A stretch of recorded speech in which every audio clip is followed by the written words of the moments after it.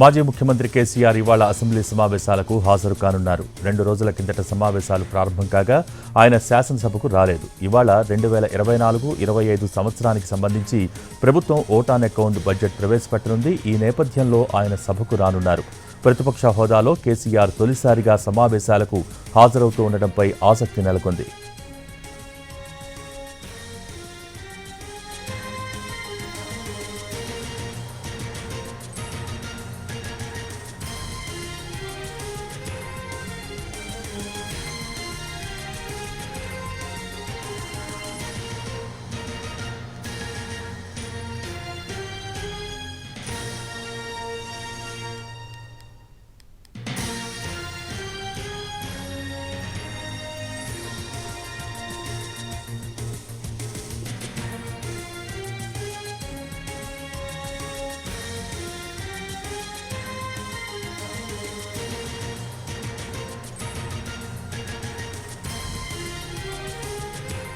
మాజీ ముఖ్యమంత్రి కేసీఆర్ ఇవాళ అసెంబ్లీ సమావేశాలకు హాజరు కానున్నారు.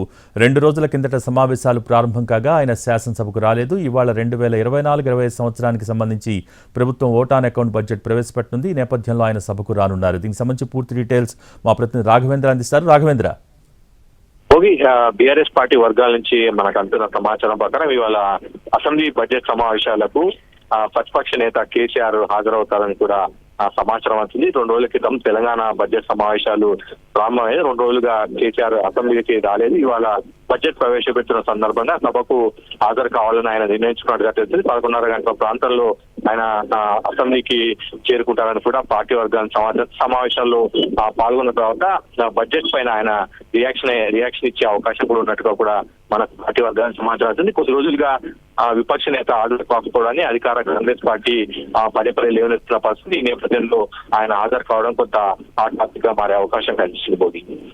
Thank you Raghavendra.